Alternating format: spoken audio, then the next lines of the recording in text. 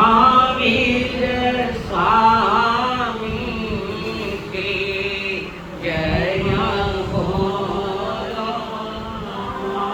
बोलो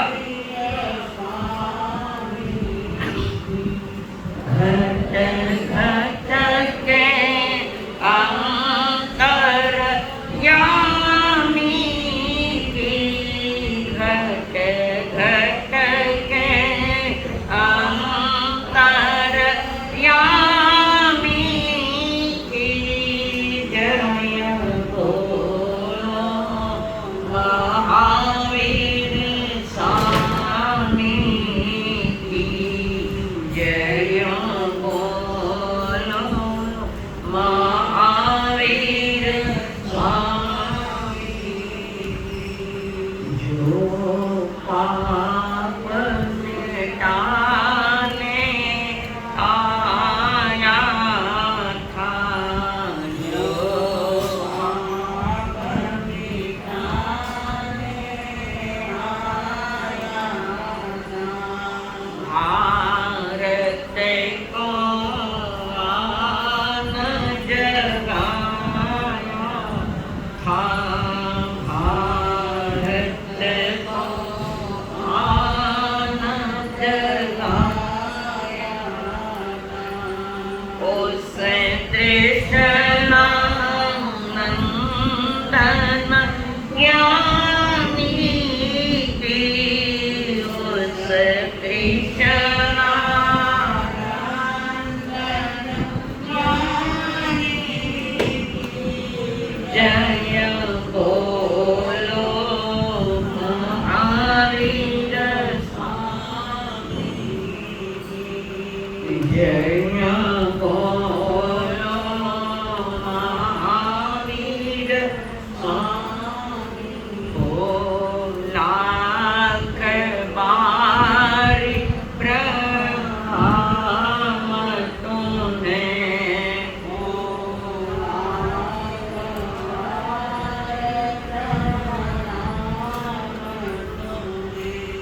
हे वीर प्रभु भगवान तुम्हें, हे वीर प्रभु भगवान तुम्हें, मुनि दर्शन गामी की जय बोलो। महावीर स्वामी के जय बोलो। महावीर स्वामी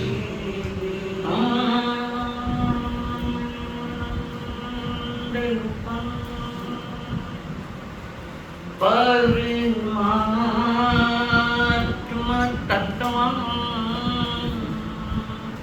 समस्त संकल्प विकल्प मुक्तं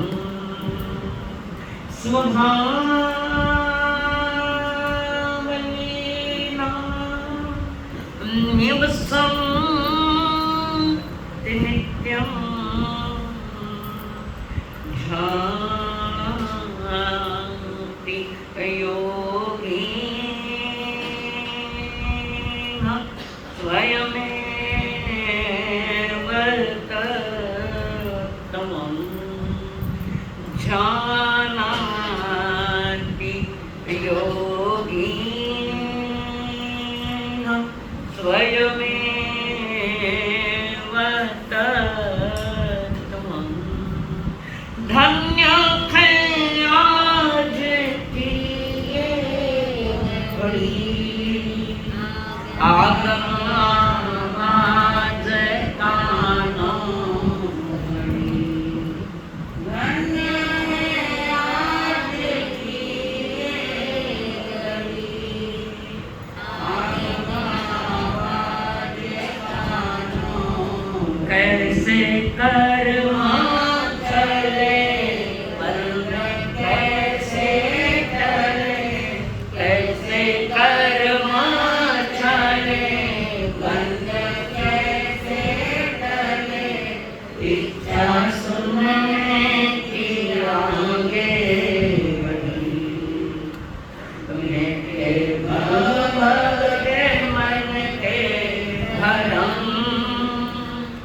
तो ही ठहरेगा चित्त में धर्म। नित्य वंदन करे मन में श्रद्धा भरे, नित्य वंदन करे मन में श्रद्धा भरे, तो वे हल्के हमारे करम। सतगुरु तेरी शरण, मिट जाए जन्म और मरण। बहु दुख सहे कितने कर्म करे, बहु दुख सहे कितने कर्म करे। अब तो सत्य पे चले चरण, सतगुरु तेरी शरण। जैसा किताब उत्तराखंड चाहिए क्या आपको? हाँ चाहिए, लेके जाओ, दे दो सब, मांग के ले जाना। वो मैं कहूँ क्या ले पंच परमेश्वर प्रणाम प्रणाम करूं परमात्मा स्वरूप सतगुरुदेव संयमी जीवन के सरल साथी मंडल। श्रवण श्रेष्ठ, श्रवण भगवान महावीर स्वामी जी केवल ज्ञान के पश्चात उनके मुखार विंद से दिव्य ध्वनि आई है, और वो जो दिव्य ध्वनि है, जो प्रभु के मुखार विंद से निकली है, पर इस ध्वनि को एक योजन तक पहुंचाने का काम देवता करे। और एक योजन यानी लगभग 13 किलोमीटर, 13 किलोमीटर वहां तक आवाज पहुंचाने के लिए देवता विकरुणा कराते हैं, ध्वनि पहुंचाते हैं। अष्ट प्रत्याहार्य में एक ये प्रत्याहार्य है दिव्य ध्वनि। कल 2 बताया था ना, एक दिव्य ध्वनि है, गड़गड़ाहट करके आवाज निकलती, और जिसमें 6 राग और 36 रागणियां।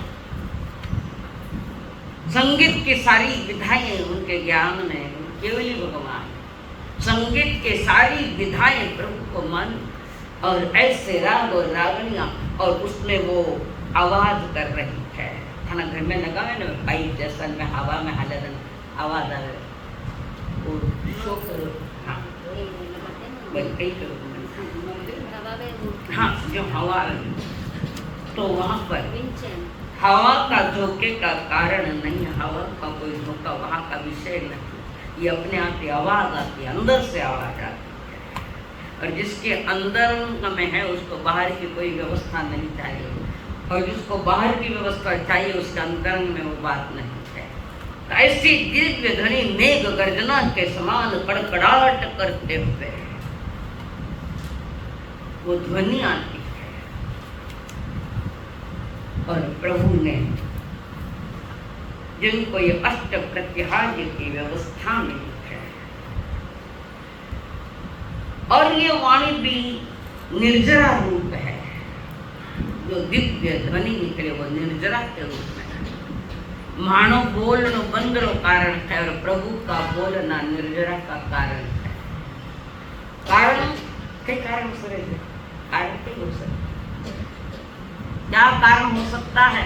हमारा बोलना पुण्य बंध का कारण, और प्रभु का बोलना दिव्य ध्वनि निर्जरा का कारण है, यानी नया कर्म नहीं पाते। कौन बता रहे मालूम है?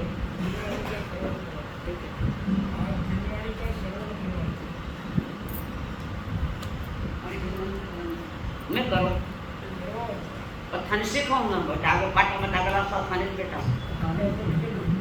देखिए, हमारे बोलने में विचार शक्ति आधार है, माने को बोलना है, जिसको हम कहते हैं संकल्प विकल्प। संकल्प विकल्प यानी विचारों के साथ हम बोलते हैं। और जब मन वचन काया का सहयोग लिया जाता है तो वो पुण्य बंध का कारण होता है। और तीर्थंकर देव को बोलने का कोई विकल्प नहीं है, कोई विचार का विषय नहीं। केवल भगवान ने विचार क्या है, केवल ज्ञानी करते तो उनकी वाणी सहज निकलते, मैंने यूं बोलना है, मैंने यूं बोलना, ये विकल्प उनके पास नहीं होता तीर्थंकर उनके पास। इसलिए उनके कर्म नहीं बनते, नहीं कर्म नहीं बनते, वो निकल दिव्य ध्वनि सहज निकली है, वो निर्जरा का कारण बन रही है। और हमारे लिए बंध का कारण पुण्य का बंध होता है। हमारा सुनाना पुण्य बंध का कारण है और आपका सुनना भी पुण्य बंध का कारण है, अगर ध्यान से ठीक से सुना तो। सुरेश जी प्रश्न देवला आगत लिखनो थे उत्तर आलसी टट्टू बढ़िया थे लोग અને डायरेक्ट आप तो लिखो ना तना डायरेक्ट पे कई तो मांगे ऐसे डायरेक्ट पे न कर दिया लिखो कई काढ़ महीने बार काढ़ बोधो ढो पर कर्मारा बोधा अकराट गया हाल भी समझ दिव्य ध्वनि या अष्ट प्रतिहार्य में एक प्रतिहार्य देवता रचना करती है। और दूसरा है रत्न जड़ित सिंहासन, वो उत्तम रत्नों से बना हुआ सिंहासन है। मनुष्य ने नहीं बनाया, देवताओं ने। ये मनुष्य की पात्रता नहीं है ऐसा सिंहासन बनाओ। इतने कीमती रत्न देवताओं के पास है, सामान्य जन किसी के पास नहीं। तुम्हारा कोहिनूर हीरा भी हो तो भी नहीं, उसके लिए आगे रत्न जड़ित। तो वहां पर उत्तम रत्नों से जटित वो सिंहासन, और वो सिंहासन महान कांति वाला होता है। सूरज की किरणें उस पर आती है, सिंहासन सूरज की किरण। अरे सारे के सारे रत्न और ज्यादा चमकीले हो जाते, दीप दीप करता है। प्रभु ने सिंहासन की तरफ कभी देखा ही नहीं, देखने का विकल्प भी नहीं, क्योंकि आसक्ति नहीं। जो है जैसा है एक्सेप्ट, स्वीकार है, जैसा वो स्वीकार है। और सिंह जैसी आकृति वाला वो सिंहासन, सिंह जैसी आकृति है। और वो जीतने वाला सिंहासन है, जिताने वाला सिंहासन रत्न। सिंहासन में रचित एक सहस्त्र दल कमल को है। सहस्त्र 1000 पंखुड़ी वाला कमल है, असली नहीं, फिर तो देवताओं द्वारा रचित वो जो कमल पुष्प 1000 पंखुड़ियों वाला है,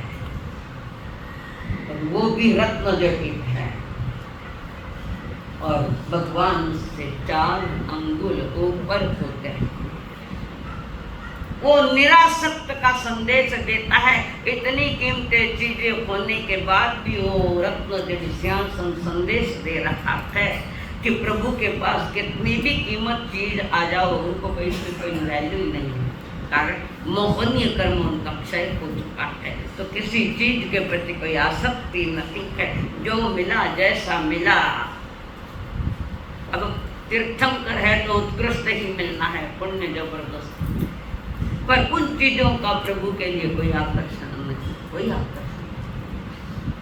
केवल भगवान उस समूह शरण में बैठकर अपने जीवन का अंतिम संदेश दे रहे हैं, अंतिम संदेश। और जिसको 12 जात की परी सदा सुन रही है।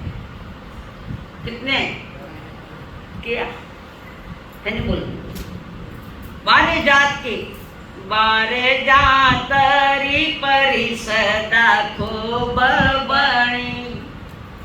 चले रही माध्यम को बताए थे 12 जात की परी सदा है। लिखो 4 देवता और उनकी देवियां। 4 देवता भवनपति व्याणमंत्र ज्योतिषर विमान देवे 4 प्रकार के देव और उनकी पटरानियां अग्र मनीषा जिसको तो कितना हुआ 4 और 4 8। मनुष्य मनुष्यनी कितना हुआ? और तिर्यंच जनी सम्यक जो है सन्नी तिर्यंच, गर्भ से जन्म वाले तिर्यंच।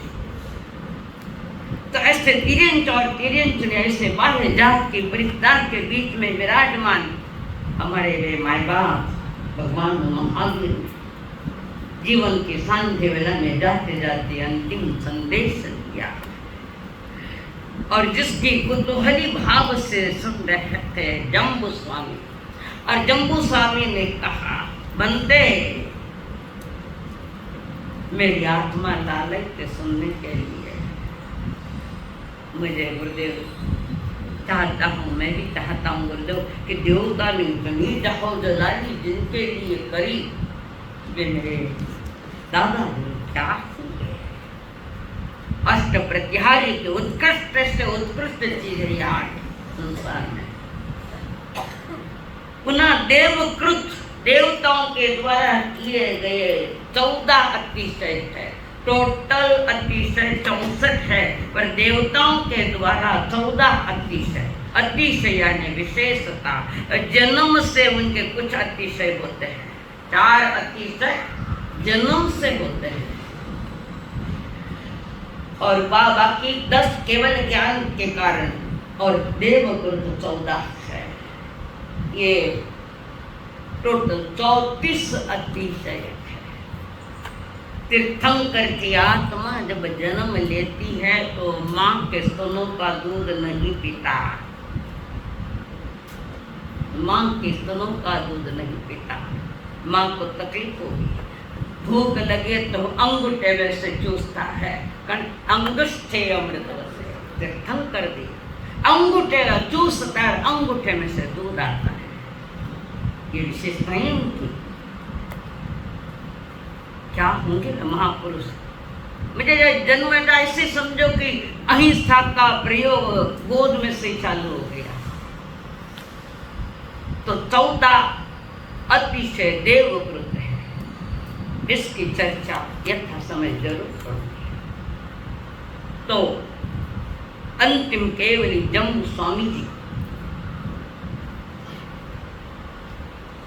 नमुत्थणों की भूमिका में, पूर्ण विनय की भूमिका में विराजमान है।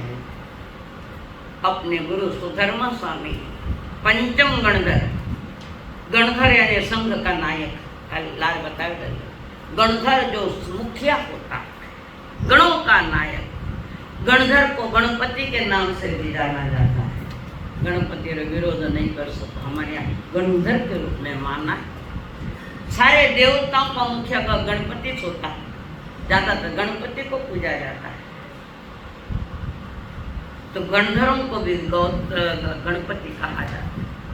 जैसे कविता हमारी केवल मुनि महाराज ने लिखी थी, माता पृथ्वी के नंद करे आनंद गावे जो गौतम गणपति था। 2 लाइन में बुलाई ना, गीत तो बोलो पर गीत में कई अर्थ खान पर था। तो अत्यंत मोक्ष भाव है, मोक्ष को भावों से बैठ है। ये वो नहीं सोच रहे कि मैं इन जन्म में अब मोक्ष जाऊँ, कि मोक्ष जाने तो कहीं जाए, पर ये अपने गुरु के श्री चरणों में, पवित्र चरणों में बैठकर फरमा रहे, गुरुदेव आपके शारीरिक साता हो, समय की व्यवस्था हो, कितनी बात साता हो, समय की अनुकूलता हो, तो मुझ जैसे पामर शिष्य को बताइए ना कि देवता ने और क्या क्या दिया है मेरे दादा गुरु को। तो दादा गुरु को पहले जानूं, फिर देखूं देवताओं ने क्या क्या दिया।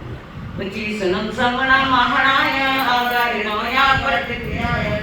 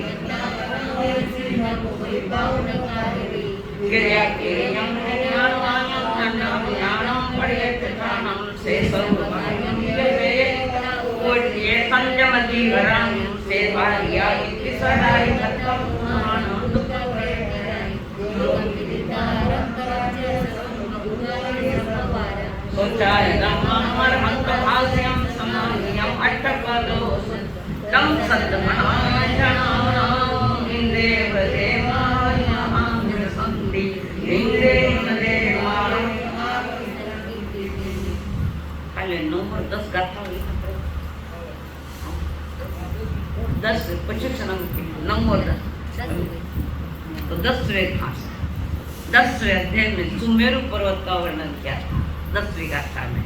1,00,000 जोजन वाला 11वीं गाथा में वे फरमान रखे हैं, वो पर्वतराज भूमि तल से स्थित होकर,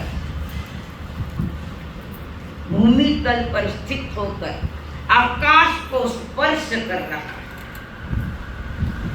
आकाश के न करे केने केवो सा आकाश वाह कौदी के देखो नीलो है नी ब्लू कलर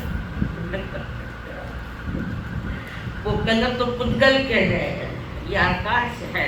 आकाश यानी खुली जगह, स्पेस, जिसको इंग्लिश में स्पेस कहते हैं। कई बार तो ना आकाश में विकास करो, आकाश में विकास करो, तो क्या आकाश आ गया?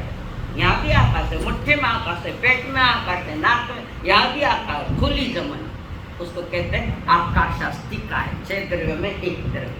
तो ये पर्वतराज समतल भूमि में जो 1,00,000 योजन का है, भूमि तल पर स्थित होकर आकाश को स्पर्श करता है, यानी ऊंचा लोक को भी स्पर्श करता है, नीचे लोक को भी स्पर्श करता है। नीचा समतल भूमि से, समतल भूमि कटे है ऐसा, समतल भूमि भाई कटे प्रकाश भाई कहाँ से है ये? मालूम नहीं होगा, मैं आपको दोषी नहीं ठहराती, ये भी बात इतनी सही है, पर कदाच किसी को समझ उसके ऊपर से मतलब चालू रहता है, पहले नाटू के ऊपर से जो जगह है वहां से लोग चालू हो जाता है ना। डिलीट कर दो मैंने। महाविद्य क्षेत्र, महाविद्य क्षेत्र एक तरफ भरत क्षेत्र, एक तरफ ऐरावत क्षेत्र और बीच में है महाविदेह क्षेत्र। कल चित्र लेकर आऊंगी मैं, समझ जाए, नहीं इसमें नहीं दिखाएगा। तो वहां पर जो भरत महाविदेह क्षेत्र जो हमारा, जहाँ पर हमारे जिसकी हम प्रार्थना रोज बोलते हो श्रीमिंदर भगवान, और जिसका ज्यादा स्मरण हमारे आचार्य भगवंत करते हैं, श्रीमिंदर भगवान की जय। श्रीमिंदर महाविदेह क्षेत्र में तो वो जो महाविदेह क्षेत्र का ऐसा पट्टा है और बीच में ये मेरू पर्वत है। 900 योजन नीचे, नीचे बोले तो अभी हमारे मध्य लोक और ऊंचा लोक ऐसा 900, 1800 योजन का ये मध्य लोक है, महामध्य लोक। और उसके आगे नीचा लोक चालू हो जाता है, जिसको आप नरक भी है नीचा लोक में, तो मिनक भी है, तिरेच भी है और देवता भी है। नीचा लोक में क्या देवता है?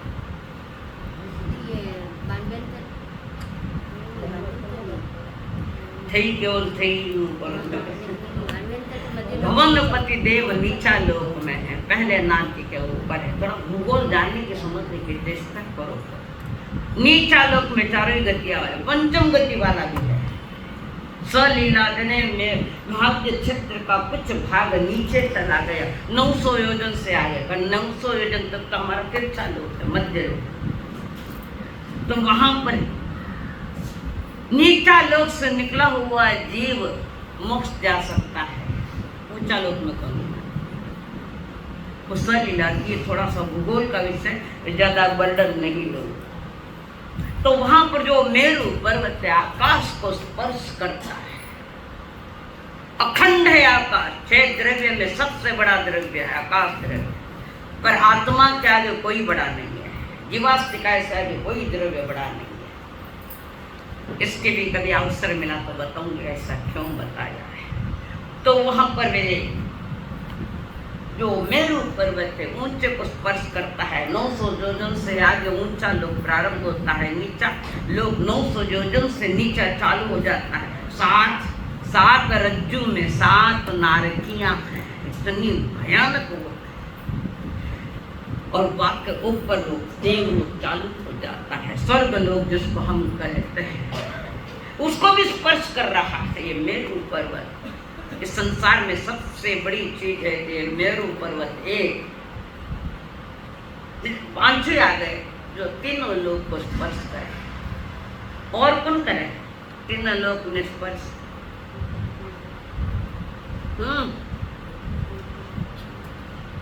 नहीं आवे तो कह दो ना, टाइम क्यों ले वहां पर नहीं आवे, मैंने मालूम थाने बताओ ना टाइम में।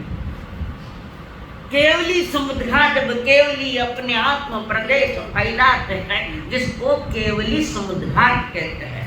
समुद्घाट यानी जिस तीर्थंकर के, जिस केवलियों के तीर्थंकर नहीं, जिन केवलियों के आयुष्य कर्म थोड़ा रहा है और कर्म ज्यादा रहे, आयुष्य कर्म थोड़ा है और आत्मा पर कर्म ज्यादा है, तो उसको बराबर बैलेंस करने के लिए यहाँ है हमारे 8 रुचक प्रदेश। इसको छोड़कर सारे के सारे आत्म प्रदेश तीनों लोक में छा जाते हैं, एक एक जगह एक एक आत्म प्रदेश जीव तक वो फैल जाते हैं।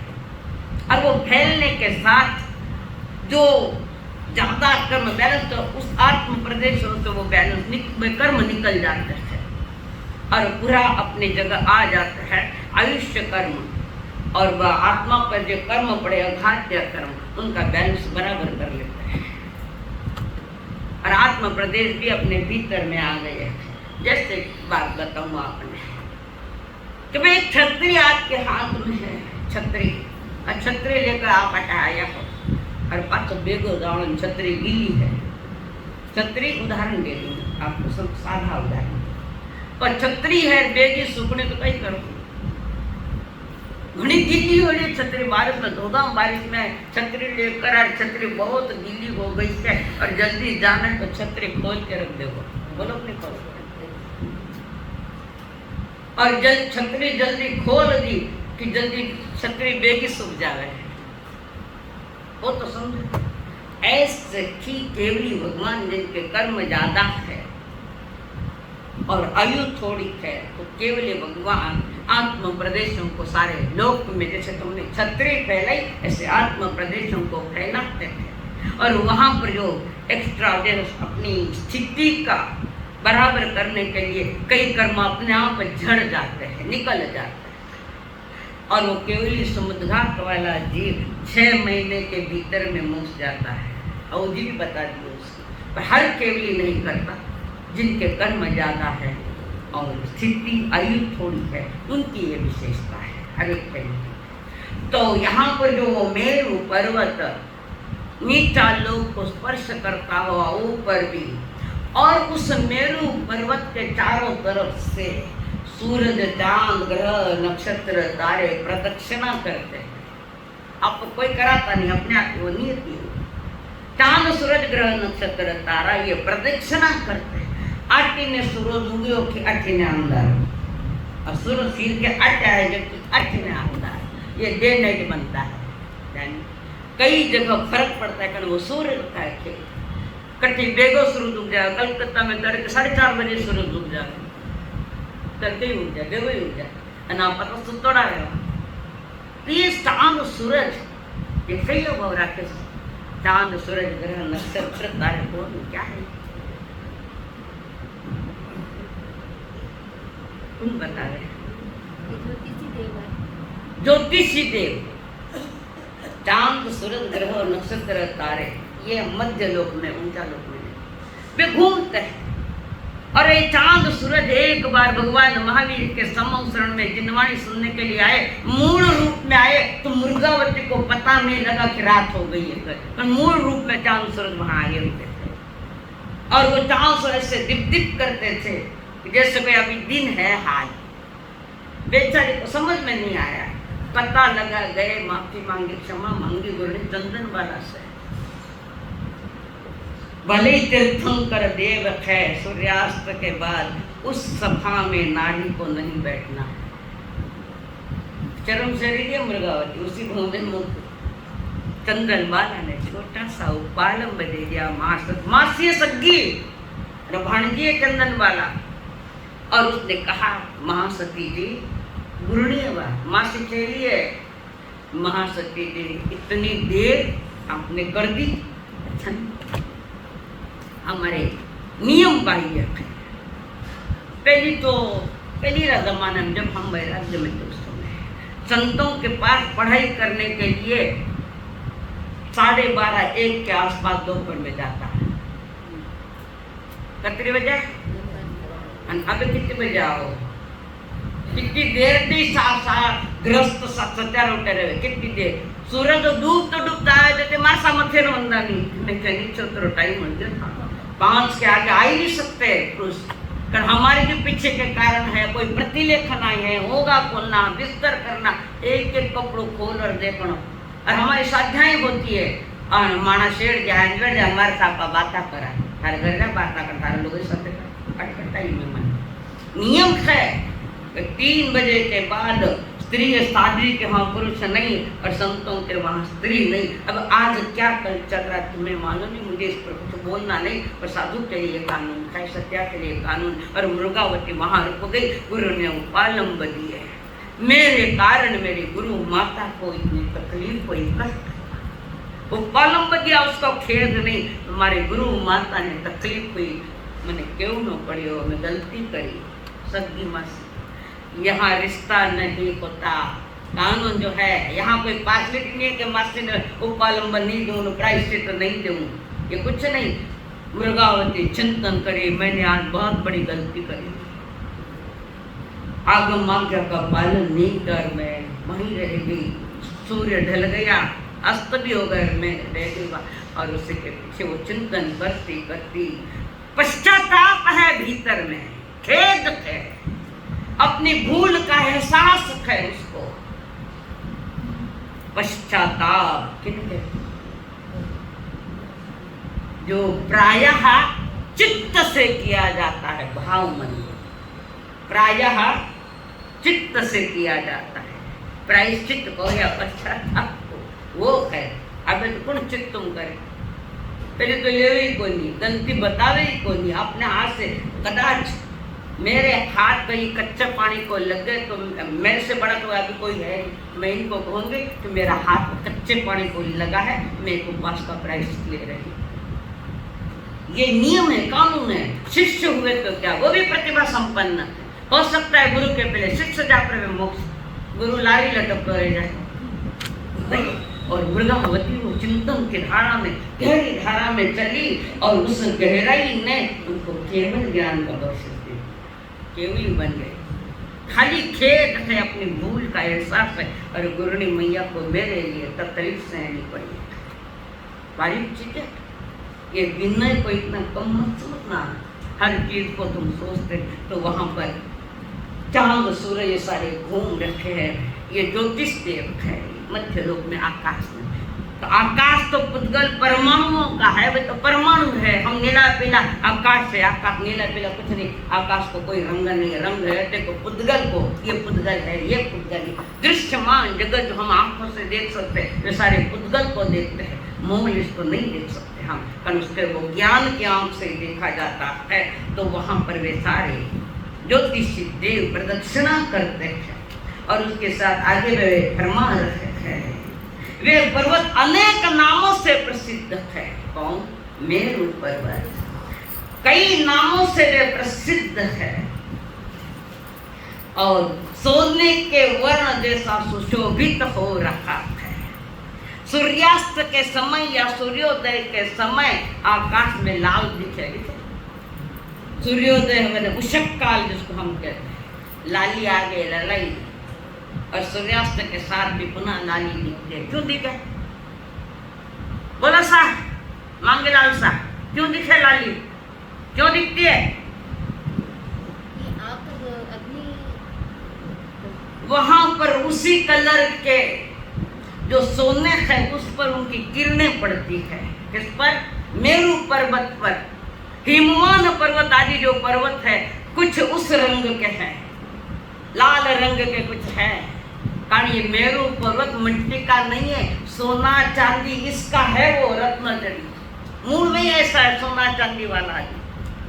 तो सूरज की किरण जब उस पर पड़ती है तो उसकी आभा ललाई जैसे दिखती है उदय में और अस्त में, कि वो सोना लाल है। जो मेरु पर्वत के 3 हिस्से है और तीनों में अलग अलग रत्नों से बना हुआ नहीं, अनादि से है। बना हुआ कर वो बिगड़ जाएगी। इस प्रकार परमात्मा ने फरमाया है कि ये जो पर्वत महान पर्वत है, महान प्रभावी जो पर्वत है मेरु पर्वत से 5 मेरु पर्वत के जिक्र कल किया था।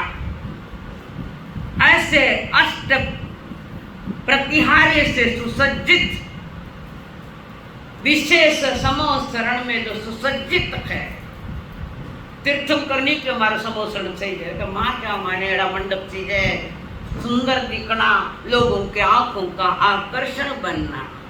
ये तो सका भोगरत का नाम कभी देकर अच्छी गुरु का निर्णय देते मोह कर्म का उदय जो है जैसा है शिकार है। तो वहां पर तीर्थंकर देव का जबरदस्त पुण्य।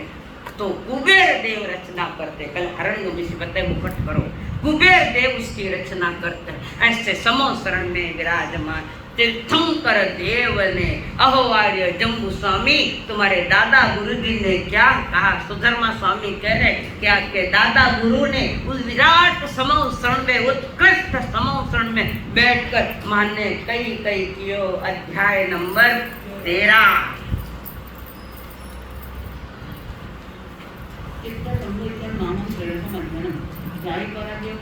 आज का अध्याय थोड़े ध्यान से सुनना, जब मैं इसका विषय करूंगी तब।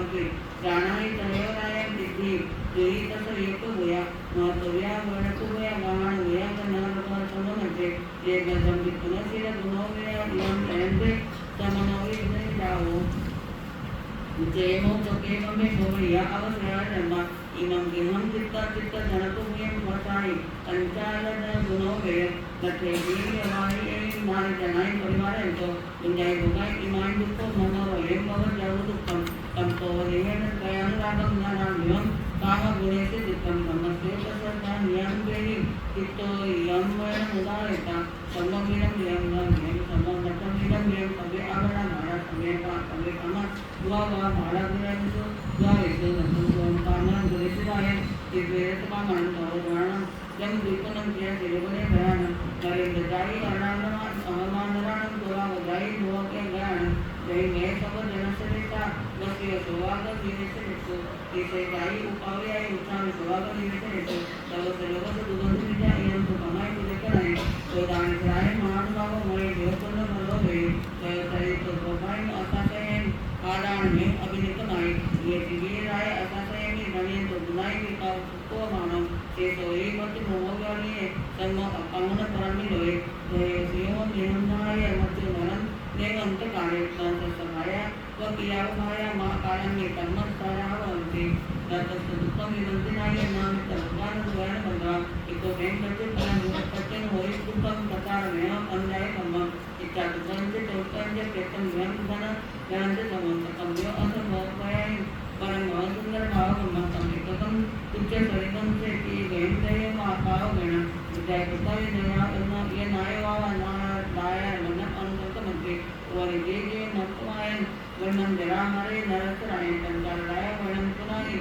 माँ काशी कमाई महाराय कि जाना की दहेवता हो जब मैं गुणम सार एक वक्त में होगा इन्हें नंदा करामती ते जे दया अंजे अमान से अखिल गुण की पिता तंत्रन नारायण माय के काम लोगों से बिना ज्ञान में सुन पड़न तत्मे अपन नंदा इनम ज्ञान संधान ज्ञान मानव विजन भगवान काम लोगों से मुख्य नाग ज्ञान पंचम जयराम सन्न जन्म गतम जन्म मापी समय तेरम एवं मैं काम करे चिंतन न गुना मग्ध नौनो याम चर्चा कार्य करंतराय नया विभुगा मुझान निचा पूरी भूगा पूरी समझन के तुम जहाँ की न कलम भक्ति तम से भोगे वही असत्य असत्य अजय कमाई करे नाय मम्मी ये सबक का प्रयाण करके तो इसी देव योगी हुए न तुझे भोगे देव न तुझे जितों से आरंभ करने का ऐसो ओम कहो इतने उत्तराव गतावे राय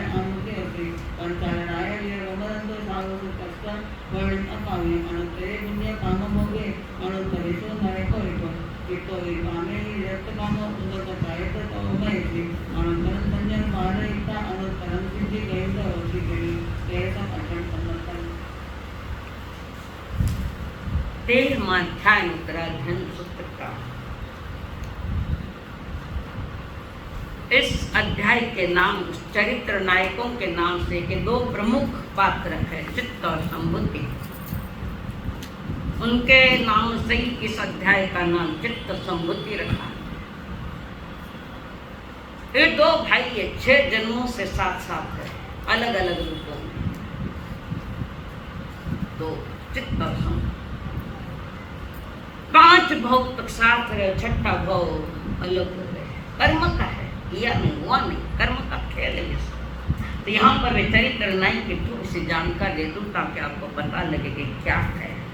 तो साकेत नगरी का राजा चंद्रावर्तक पुत्र उनका मुनि चंद्र राजा को मुनि की वाणी सुनकर संसार से वैराग्य आ गया, संसार से निराश हो गए। जिन वाणी के प्रति आकर्षित हुए और उसी को लेकर मुनि जन की वाणी सुनकर मुनि उपदेश देवे जने जो दीक्षा ले सकते हैं, संत उपदेश देवे जना दीक्षा ले लो, ऐसा है। फिर और क्या कारण है, क्या कारण है? मैं उल्टा पूछ रही हूँ। हाँ बोलो। पूर्व मैंने कही कहे पूर्व बोले जाति जाति स्मरण ज्ञान पूर्व भोग का आज भी हो रहा है। मैंने देखे ऐसे किस्से तो पूर्व भोग के बाद वो बता ये जाति स्मरण ज्ञान करे, ये मछली ज्ञान का भेद है जाति स्मरण, और भवि को भी हो सकता है। जाति स्मरण ज्ञान होना कोई बड़ी बात नहीं है। तो वहां पर भगवान महावीर को जाति स्मरण ज्ञान हुआ वैराग्य में होता। तो वर्तमान में भले जाति स्मरण ज्ञान से हुआ, पर पूर्व भव में कहीं न कहीं पंच महाव्रतधारी मुनियों का संयोग मिला है, तो वो यहाँ आकर जाति स्मरण ज्ञान में आ गए। तो वहां पर उन्होंने सागर चंद्र मुनि राज से दीक्षा ले ली। एक बार विचरण करते करते एक भयानक अटवी में आ गए। कौन मुनि? मुनि चंद्र राजा। किसका बेटा? चंद्रावसंत, उनका बेटा मुनि चंद्र राजा। मुनि की वाणी सुनकर वैराग्य आ गया, और वैराग आकर गुरु आ गया, और गुरु के साथ में दोनों विचरण कर रहे थे। सागर चंद्र मुनि और मुनि चंद्र राजा, ये दोनों विचरण कर रहे, रास्ता भटक गए जंगल में, अटवी में आ गए। अटवी में दोनों जा रहे, वहां पर कुछ गोपालक खेल रहे थे। 4 गोपालक ने गायों को चराने के लिए आए थे, तो 4 गोपालक वहां खेल रहे थे। उन गोपालकों ने इन अजनबियों को देखा, उनको मालूम नहीं मुनि क्या होता। आज भी देखो मन ये पूर्ण है। मैंने पूछो ये क्यों लगाया? तुमने हमारा मुंडा ऑपरेशन हो, हमारा काम है, क्यों बांधे मुख वस्त्र का? बोलो सा मानचंद सा, मुख वस्त्र का क्यों बांधने? थाना साइंस में आयो डरे, साइंस है।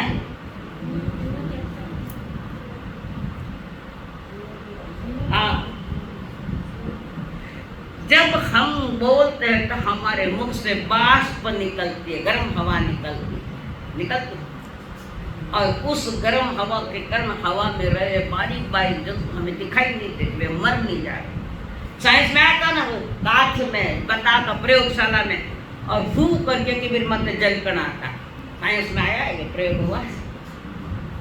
तो हमारे मुख से जो गर्म हवा निकलती है उससे वो मर नहीं जा रहे। दूसरा कारण है कि जब ग्रंथ पढ़ते हैं, इसलिए डॉक्टर भी रुमाल रखते हैं हाथ में। थाने तो उगारा मुंडा बोलन की आदत है, हम थोड़ा ढीलो रखियो, टाइप तो कर दे कि मैं नहीं बोलो, टाइप कर तो गड़बड़ हो जाएगी। तो ये कुछ विशेष कारण है, अहिंसा का प्रतीक है एक। और स्थानों का से परंपरा की ये पहचान है कि स्थानों पर से लंबी होवे तो तेरा पंथी है। मंदिर मार्गी में भी मुख वस्त्रिका का विधान है। विवेकी मुनिराज जब बोलते हैं तो ऐसा वो मुख वस्त्रिका पकड़ते हैं। वे भी भूल गए, सारा दिन मुखपति कट्टे रहे, वे नहीं मालूम थे। रखी है खुले मुंह चल रहा है। दिगंबरम परंपरा में तो विषय है ही नहीं है। चलो जो कुछ भी है यह अहिंसा का प्रतीक है।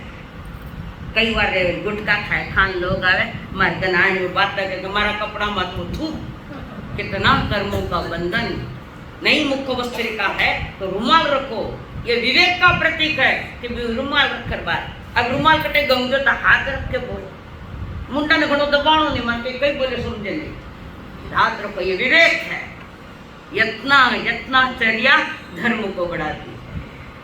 तो वहां पर वे 4 गोपाल का ये उनसे चर्चा करी, बातचीत करी, परिचय मांगे। थाने परिचय व्यक्ति पाछो परिचय मांगो, उनको परिचय बैठे गोपाल माने भी कि सुनाओ ना, देखो चक्र कैसा चल रहा है। वो गोपाल को वहां बैठे और वहां बैठ करके माने को सुनाओ ना, आप बोलो, बोलो चुपा लागो, मैं नहीं वे मैं तो गाढ़ा काटूंगा।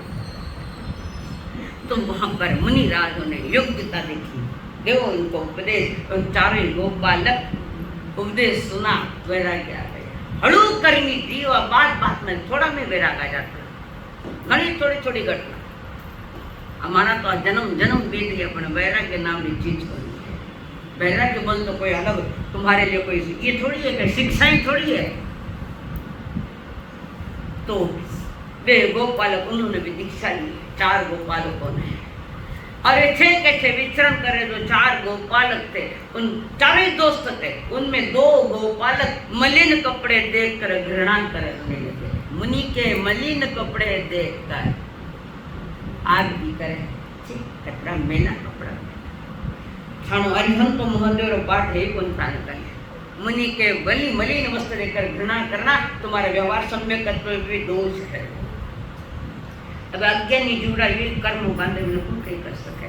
तो वहां पर बेचार के सरे विचरण करते हुए 2 दिन उनको जुगुप्सा 9 कषाय इसमें बताया था कर्म सिद्धांत में। जुगुप्सा यानी घृणा करना। कोई कपड़े को लेकर घृणा करते और कोई श्रवण संघ के साधु है इसलिए घृणा करते, श्रावक भी करते, सब बंधे है। जो संप्रदाय में बंधा हुआ है वो महामिथ्यात्वी है। मैं नहीं कह रही, जिन्होंने कह रही है अंतर देखो तो बता दो आगम में। तो वहां पर उन्होंने घृणा की जुगुप्सा वाले और वे सब विचरण कर रहे। और इस जुगुप्सा वृत्ति वाले जो मुनिराज थे उन्होंने वहां आयुष्य पूरा करा। और आयुष्य पूरा करके दशारण नगर, आज क्या नाम है उसका दशारण नगर का?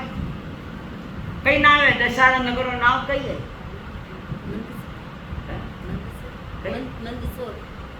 मंदसौर एमपी में नीमच के आगे वो पुराना दशारण नगर है।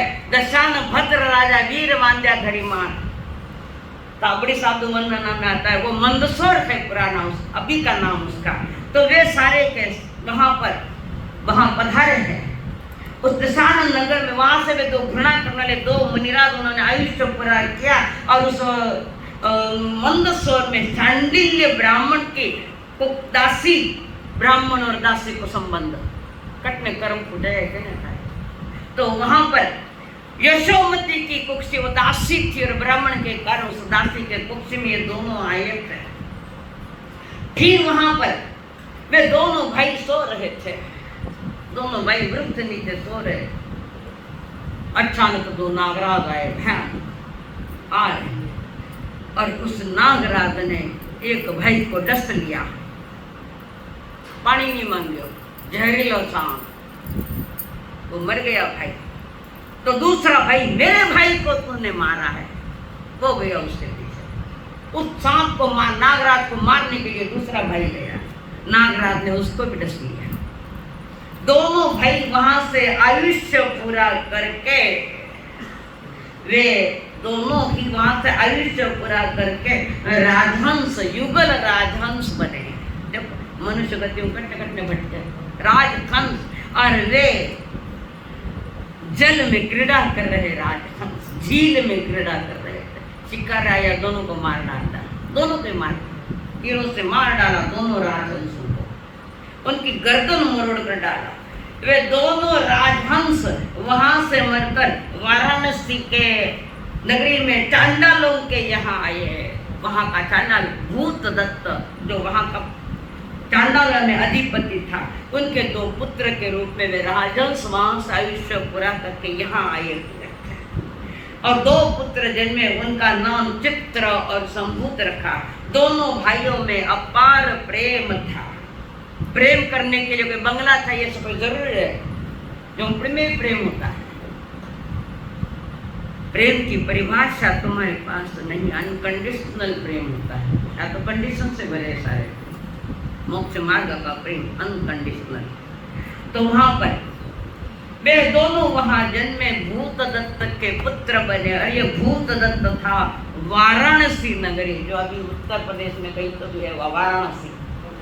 तो वहां पर तत्कालीन वहां का राजा शंख और उनका एक मंत्री था नमुची प्रधान, अभवी है, कभी मोक्ष नहीं जाओ नमुची, जितने गयो सबने तकलीफ दी है। तो राजा ने उसके किसी भयंकर अपराध के कारण, किसके कि नमुची प्रधान के भयंकर अपराध के कारण राजा शंख ने उसको मार डालो, बोले इसको नमुची को मार डालो। और ये मार डालने की आज्ञा किसको दी कि भूत दत्त, वो चांडाल है, फांसा देने वाले चांडाल लोग अरे साथ में फांसा दे। तो उसको मार, राजा शंकर ने कहा मार डालो इसको, बदल पर ले जाकर इसको फांसी दे दो।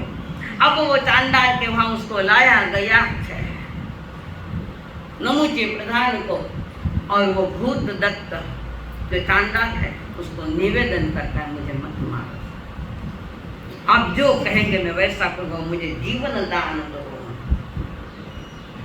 दया आ गई भूत दत्त, उसको दया आ गई, उसने छोड़ दिया नमुची को। था विद्वान उस समय इन दो पुत्र जो थे इनके भूत दत्त के, भूत दत्त ने कहा मेरे दो बच्चे हैं उनको पढ़ाई कराओ, शिक्षा दो, संस्कृत प्राकृत माने, और उनको अध्ययन कराने लगे।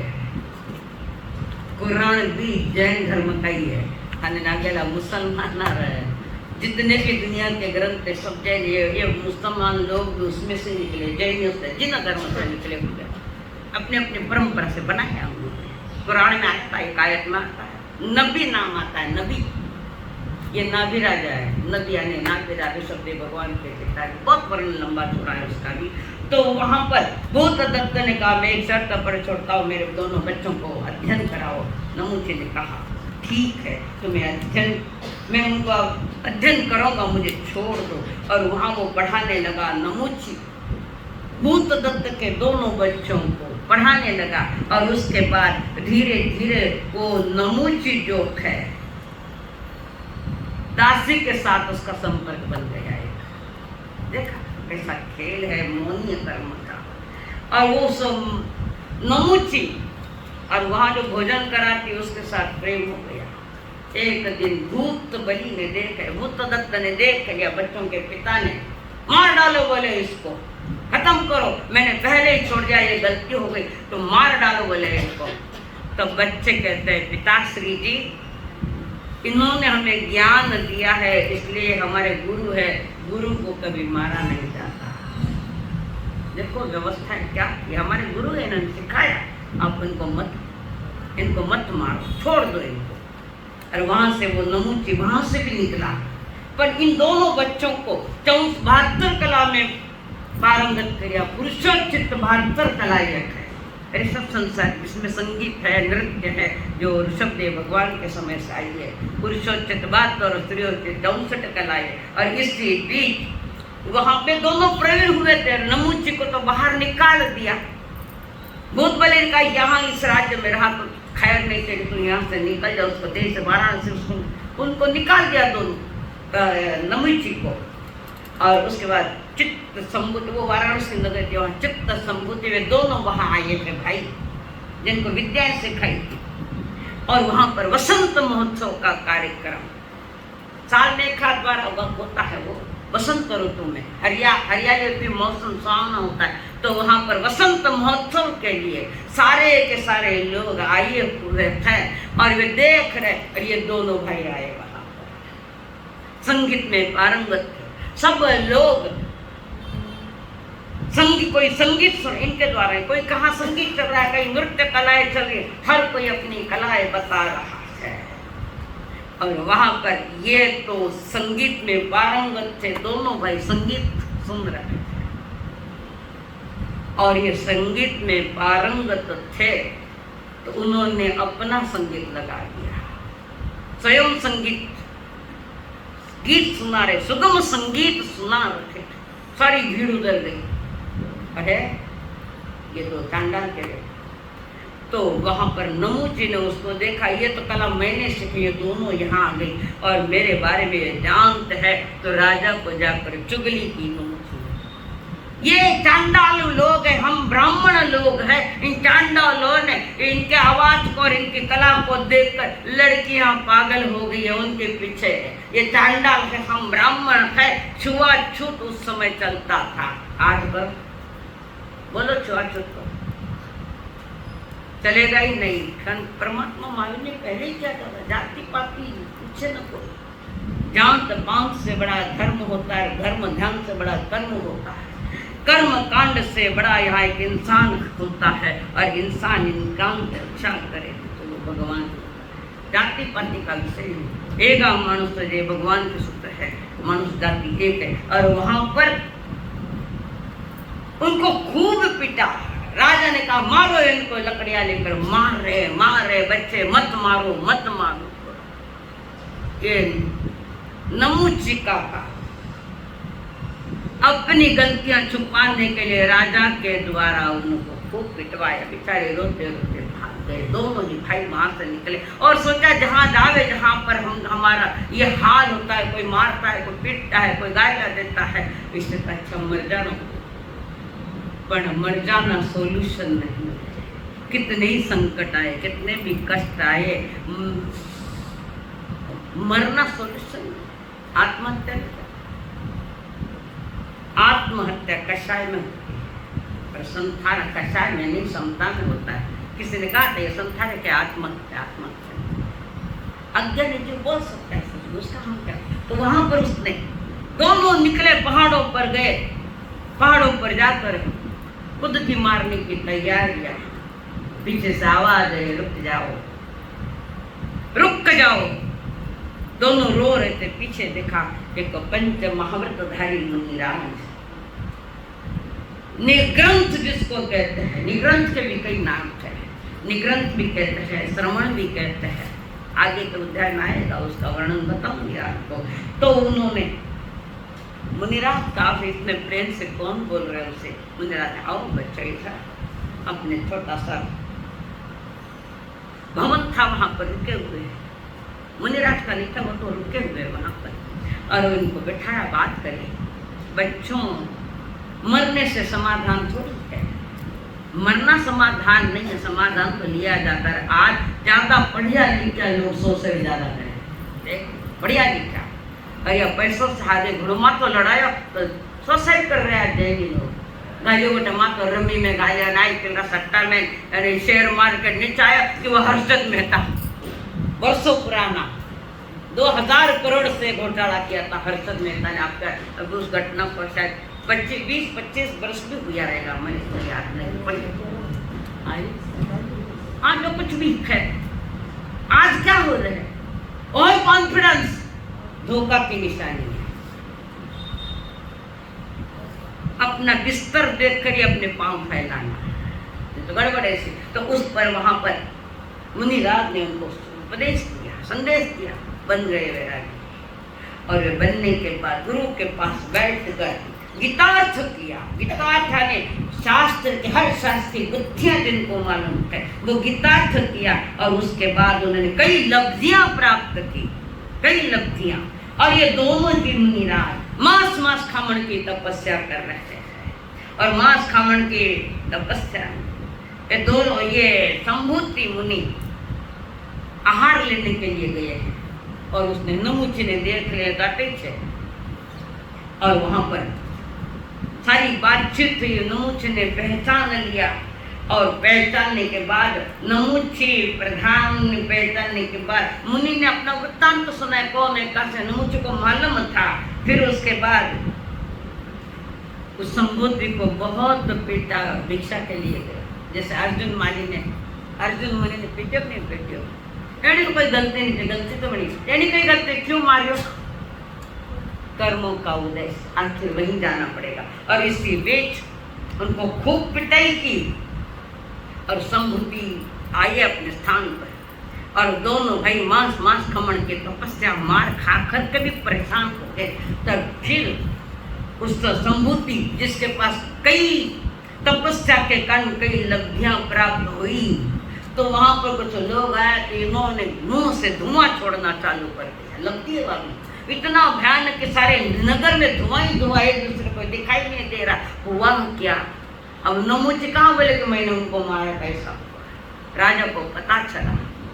फिर पता चला कि नहीं इसने कर, उसको तो वहां से रवाना किया। और राजा जाकर मुनि राजों से प्रार्थना करते हैं और कहा, मुनि जी ये लेशा शांत हो जाए, तेजो लेशा। भगवान माई मत छोड़ी थी ना, और तेजो लेशा क्या ना, तब से में घणो रीस आवे, वह रीस तेजो लेशा। और वहां पर दे मुनि संभूति और दोनों भाई वहां से आगे निकले और वहां से चलकर दोनों ने तपस्याएं की। और जो दो घृणा करने वाले थे वे गए मर के नरक में, और ये दो मेरा आयुष्य पूरा करके गए देवलोक में। और ये वहां पर देवलोक में गए हैं। सारी नृत्य कलाएं तो पहले उनके पास थी और उसके बाद एक नगर में जाने के बाद वहां पर उन्होंने अपनी कलाएं तो नहीं, मुनि को कला दिखाना मना है। कला दिखाना या कोई दवाइयां बताना या पत्रिका देखना वो पापी श्रमण है। 17वें अध्याय में आएगा इसका वर्णन कि पापी श्रमण कौन है। और वहां से वो दोनों भाई आयुष्य पूरा करके सौधर्म देवलोक में गए। वहां से आयुष्य पूरा करके आए। चित्र का जीव प्रीताल नगर में धनाढ़ सेठ का पुत्र हुआ और संभूत जो था वो जी कांपिल नगर में ब्रह्म राजा की रानी चोलनी के गर्भ से आया है। बालक का नाम रखा गया ब्रह्मदत्त, जो 12 चक्रवर्ती में एक चक्रवर्ती है ब्रह्मदत्त। वहां पर आया। अब ये और वो सेठ के घर जो जन्मा उसको वितराग की वाणी सुनने को मिली, उसको वैराग्य आ गया। वो वैराग्य आया, उसको वैराग्य, उसने दीक्षा ले ली। विचरण करते करते उस नगरी में आए थे और उसी समय ब्रह्मदत्त चक्रवर्ती बैठा है, कुछ देख रहा था। पहले के जमाने में कुछ व्यवस्था हुई, जैसे आज टीवी है तो एक नाट्य देख रहे थे सामने। नाट्य देखते देखते उसको जाके स्मरण ज्ञान पूर्व भव में हम भाई के दोनों, वो मेरा भाई कहाँ है। 5-5 भव में हम साथ रहे, वो मेरा भाई कहाँ है। तब उस भाई ने जो चित्र देख रहा उसने एक लाइन लिखी और जो इस लाइन को पूरी करेगा वही मेरा भाई होगा। और सारे दिन देख रहे, कोई कुछ नहीं समझ में किसी के नहीं आ रहा है। तो वो जो उनका भाई था संभुत, वो मुनिराज वहां बैठे, बाहर के गांव के बाहर में दूर वहां है। एक ग्वाला वो एक लाइन बोल रहा है, कारण उसने कहा था इस लाइन को जो पूरी करेगा, इस दोहे को जो पूरी करेगा उसको मैं आधा राज दूंगा। एक भाई के मिलने के लिए आधा राज दूंगा। और वो बात होने के साथ अब वो ग्वाला स्वयं वो बोलता है, वो लाइन बोलता है, उसने सुन ली और उसको विद्यार्थी स्वर्ण ज्ञान हुआ। वो ये लाइन लिखने वाला हमारा भाई उस लाइन में था। हम 4-4, 5-5 भवन में साथ रखे। वे कौन है? वो कौन है जो इतने भवन हम साथ में रखे थे? तो उस दीक्षित मुनि ने जाति स्वर्ण ज्ञान में दूसरी लाइन लिख दी। अब वो दोनों ही लाइनें वो ग्वाला बोल रहा है और किसी ने कह दिया कि वो ग्वाला बोल रहा है दो लाइनें। वो कभी हंस बने, कभी मृग बने, कभी राजहंस बने, बार बार मारे गए, यहाँ तक हम आए। फिर उसके बाद वो ब्राह्मण उसको बुलाया, गोपाल को बुलाया। गोपाल को बुलाया, राजा के पास पेश किया। बोल किसने पूरी की? ये मैंने की, तू कर ही नहीं सकता, हंटर के मारूंगा। फिर कहा कि गांव के बाहर दूर में एक मुनिराज बैठे, उन्होंने वो लाइन पूरी की। हम दोनों भाई है करके 5 बार भूम की बात। और वहां पर दोनों बुलाए, वो राजा बुलाया, ब्रह्मदत्त वहां गए, मुनिराज को प्रणाम किया। सारा अतीत सामने आया, चलचित्र की भांति फिर ब्रह्मदत्त ने बैठा, ले तो मेरा भाई, उन्होंने वे तो ज्ञानी गुरु थे, उन्होंने बैठा, मेरे भाई थे। तब छोटे बड़े भाई ने, ब्रह्मदत्त ने कहा कई तो जोग लेने पे जाओ, मैं तो चक्रवर्ती 6 खंडराव राजा, आओ संसार के भोग भोगो, 5 इंद्रियों के विषयों को पूरा करो, कुछ बात की कमी नहीं। हमारा भाई ऐसा घूमे भिक्षा मांगता, मैंने सुख को नहीं लागे। तब छोटा भाई कहता है खड़मेत सुखा बहुकाल दुखा पगाम दुखा अनिगाम सुखा संसार मुख सुख विपक भूया खानी अनठान। छोटा भाई समझा रहा है, बड़ा भाई नहीं समझ पाया। खूब समझाया, क्षणिक सुख है, 6 खंडों ने कितने खंड वाले चले गए हैं, हमें तो अखंड 3 लोक का राज है, अखंडता के साथ। और वहां पर नहीं माना ब्रह्मदत्त, वो क्यों नहीं। और एक गतागति में विषय आवे ने ठोकड़ा आवे तो चक्रवर्ती अगर दीक्षा ले तो देवलोक या मोक्ष में, और नहीं देवे तो नरक में। ब्रह्मदत्त चक्रवर्ती ने दीक्षा ली नहीं, वो 6 खंड का राज भोगते रहे और एक 6 खंड के राज में ही उनकी हालत खराब हुई, मर के नरक में। तो मोक्ष में जाने कितना खंडरो राज करना, बोलो जल्दी। मोक्ष में जाने के लिए कितने खंड साधने पड़ते हैं? चक्रवर्ती 6 खंड साधता है। बाकी तो कौन कितना साधे वो मैं नहीं क्यों थाने, तीर्थंकर को नहीं साधना पड़ता। मैं वो भी नहीं पूछा तीर्थंकर है कि केवली है। कितने खंड की साधना करनी पड़े तो जीव मोक्ष में जावे? बोलो कौन बोले? मांग दिला था नहीं आटने कौन बतावे हो? 6 खंड किसा 6 खंड भरत चित्र का है 6 खंड। चक्रवर्ती का वही खंड। मोक्ष जाने के लिए भी 6 खंड साधने पड़ते हैं। 5 इंद्रिया, छठा मन। कितना खंड हुआ? 5 इंद्रिया साधनी पड़ती नहीं पड़ती है। छठा मन, मन को भी जीतना पड़ता है। 5 इंद्रियों को भी लगाम है और मन को भी लगाम लगाना पड़ता है। वो भाई तो गया मर के नरक में और इन्होंने अपनी जीवन यात्रा सदा के लिए पूरे कर दी। गुरु माता पिता